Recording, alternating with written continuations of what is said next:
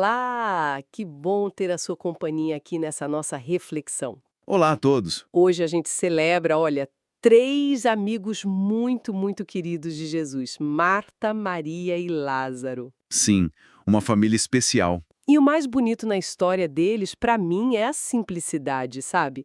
A santidade deles nasceu ali, no dia a dia.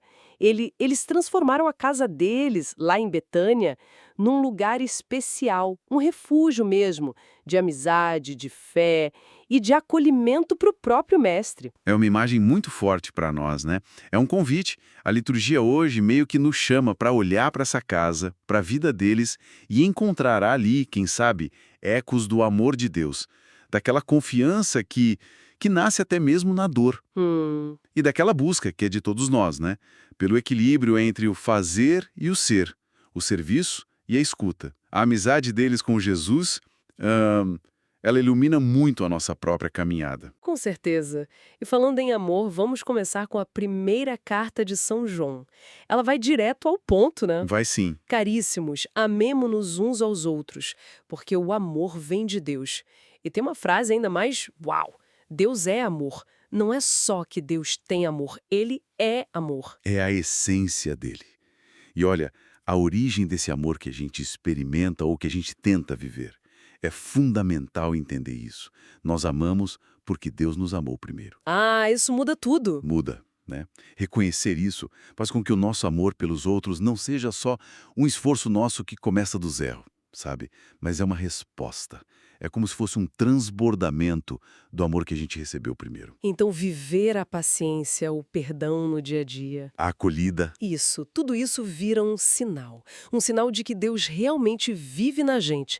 Mas é um desafio, né? Não deixar a correria, a rotina apagar essa consciência. É um desafio constante manter essa chama acesa.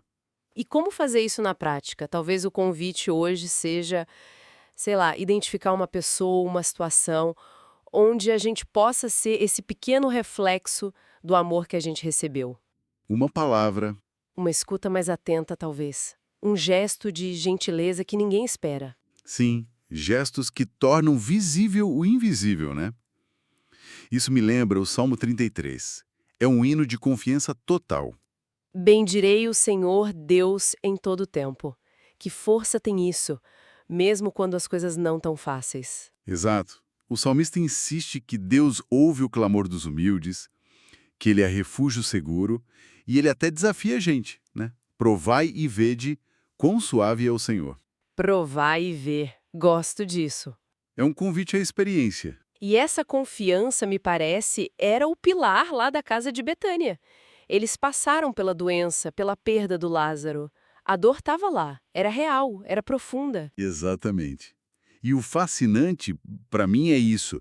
A fé não é que ela elimina a dor, mas ela nos sustenta dentro da dor. Não é uma anestesia, entende? Entendo. É uma força. Uma força que permite encontrar motivos para louvar, para agradecer, mesmo na tribulação. É como descobrir essa suavidade do Senhor justamente quando a vida parece mais amarga. Então, confiar não é não ter medo. Não. Confiar não é ausência de medo, de jeito nenhum. É a escolha de continuar caminhando, apesar do medo. Com ele. Puxa, Então, para quem está passando por um momento difícil agora ouvindo a gente, o passo talvez seja buscar, sabe?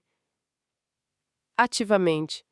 Procurar um pequeno sinal de luz para agradecer. isso. Ou, como a gente falou antes, né? Ser esse sinal para outra pessoa que precise.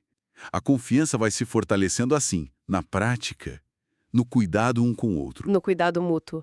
E isso nos leva direto para o Evangelho, né? Com Marta e Maria. Figuras tão ricas. Riquíssimas. Temos a Marta lá no Evangelho de João, fazendo aquela profissão de fé impressionante diante da morte do irmão.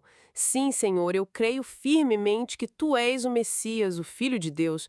Que fé! Ela confronta a morte-lhe. Uma fé corajosa, ativa. E depois, no Evangelho de Lucas, tem aquela cena clássica que todo mundo conhece. Marta super atarefada, servindo, correndo para lá e para cá, Sim, preocupada com muitas coisas, e a Maria sentada aos pés de Jesus, só ouvindo. A gente costuma colocar uma contra a outra, né? Marta errada, Maria certa. Mas não é bem assim, é? De jeito nenhum. Acho que elas se complementam totalmente. A fé robusta, ativa da Marta, que age, que crê na ressurreição, e a escuta profunda da Maria, que escolheu a melhor parte, como Jesus disse. São duas faces essenciais da nossa relação com Ele. As duas são importantes. Com certeza. Jesus valoriza tanto o serviço generoso, que nasce do amor, quanto a intimidade da escuta, da contemplação. O ponto de tensão para nós hoje é justamente esse equilíbrio. Como é que a gente serve sem cair na agitação, naquela correria que nos desconecta da fonte? Hum. E como a gente escuta, contempla, sem se isolar das necessidades reais das pessoas ao nosso redor?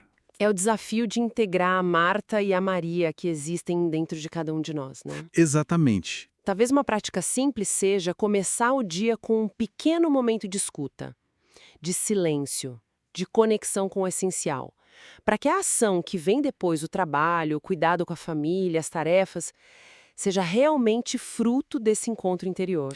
Um serviço que brota da contemplação, isso muda tudo. A ação ganha outra qualidade, outra profundidade quando nasce desse lugar de escuta. Não é só fazer por fazer. No fim das contas, então, Marta, Maria, Lázaro, eles nos mostram que a santidade é sim acessível. Ela é tecida ali, ó, no fio dos dias comuns. É isso aí. A questão é transformar as nossas casas, os nossos ambientes, o nosso coração, em lugares onde Jesus se sinta em casa. Bem-vindo. É viver um amor que se traduz em serviço concreto. É ter uma fé que busca se aprofundar na escuta atenta da palavra, da presença dele, e é cultivar uma confiança que nos ampara nas tempestades da vida. A amizade com Cristo é o que permite que Deus se revele em nós e através de nós. Que a nossa vida possa ser essa Betânia acolhedora. Lindo isso. Que essa nossa conversa possa ressoar aí dentro e inspirar a caminhada de quem nos ouve. Fica a reflexão, né? O que hoje talvez impeça a nossa casa, seja nosso coração, nossa família, nosso trabalho, de ser um lugar onde Jesus se sinta verdadeiramente bem-vindo. Uma boa pergunta para levar para o dia. Se essa reflexão ajudou de alguma forma, curta o vídeo, comente aqui embaixo como você busca viver esse equilíbrio entre ação e escuta no seu dia a dia. A gente vai gostar de saber. Sim, compartilhem conosco. Muito obrigada pela companhia e até a próxima. Até a próxima, fiquem com Deus.